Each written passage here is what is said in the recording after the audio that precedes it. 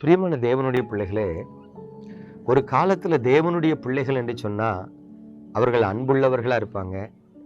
எல்லோரிடத்திலும் பாசமாய் பேசுவார்கள். எல்லாரை குறித்தும் அக்கறை உள்ளவர்களாக இருப்பார்கள்.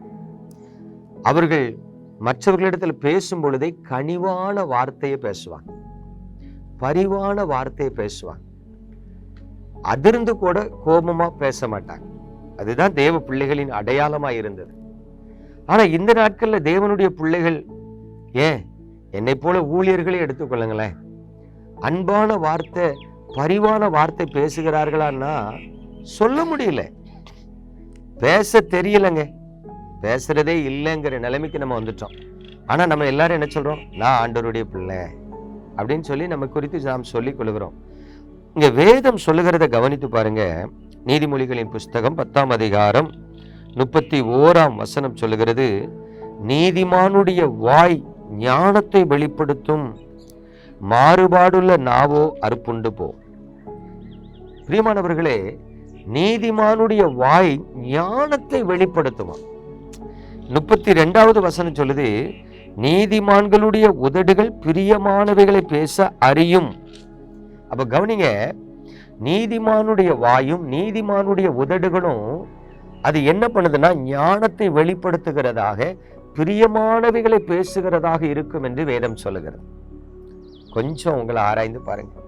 உங்க குடும்பத்துல நீங்க ஞானமா பேசுறீங்களா?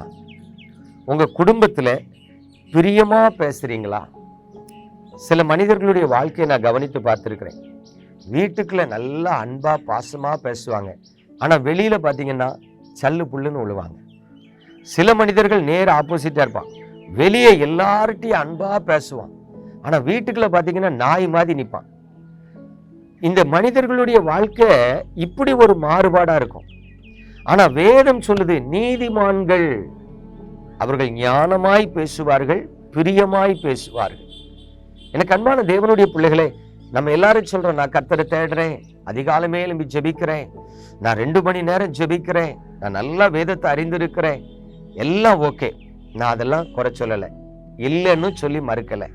ஆனா ஞானமாய் பேசுகிறதும் பிரியமாய் பேசுகிறதும் உங்க வாழ்க்கையில இருக்கிறதா என்பதை கொஞ்சம் சோதித்து பாருங்க. ஏன்னா நமது ஆண்டவர் நமக்கு ஒரு அடையாளத்தை கொடுத்திருக்கிறாரு. மரம் அதன் கனியினால் அறியப்படும். அதாவது நல்ல மரம் கெட்ட கனியை கொடுக்காது, கெட்ட மரம் நல்ல கனியை தராது. அப்போ ஒரு உடமரத்துல போய் நான் ஆப்பிள் பழத்தை பறிக்கேன்னு சொன்னா நம்ம ஏற்றுக்கொள்ள முடியுமா? முடியாது. நீங்க சல்லு புல்லுன்னு எல்லாத்தையும் நாய் மாதிரி விழுந்துக்கிட்டு நான் ஏசப்பா பிள்ளைன்னு சொன்னா நீங்க தான் சொல்லிக்கிடணும், யாரும் அதை ஏற்றுக்கொள்ள மாட்டாங்க. அப்ப தேவனுடைய பிள்ளைகளை, நீங்கள் நீதிமான்கள் என்று சொன்னால் பிரியமானவைகளை பேசித்தான் ஆக வேண்டும், ஞானமாய் பேசித்தான் ஆக வேண்டும். இல்லை நான் தேவனுடைய பிள்ளை, ஆனா எனக்கு பிரியமா பேச தெரியாது, எனக்கு பிரியமா பேச வராது அப்படின்னு சொன்னா சம்திங் ராங். நீங்க தேவனுடைய பிள்ளையா அப்படிங்கிறது கேள்விக்குறியா இருக்கிறது. ஆகவே இயேசு கிறிஸ்துவின் நாமத்தில் நான் உங்களுக்கு புத்தி சொல்லுகிறேன், நீங்கள் பிரியமானவைகளை பேச பழகுங்கள், அப்பொழுது தேவனுடைய பிள்ளைகள் என்று அடையாளப்படுத்தப்படுவீர்கள். ஜெபிப்போமா? எங்கள் அன்பின் பரலோக தகப்பனே, கிருபையுள்ள கரத்துல எங்களை தாழ்த்துகிறோம்.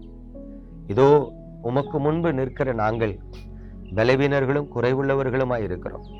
ஆண்டவர் தாமே எங்கள் பலவீனத்தை குறைவுகளை எடுத்து போட்டு உங்க பரிசுத்த நாமத்தை மகிமைப்படுத்த வேண்டுமாய் ஜெபிக்கிறேன். இந்த செய்தியை கேட்ட ஒவ்வொரு பிள்ளைகளும் தங்களுக்குள் குணப்பட்டு பலப்பட நீர் கிருபை செய்திடணும். இயேசு கிறிஸ்துவின் அற்புத நாமத்தில் பிதாவே, ஆமென்.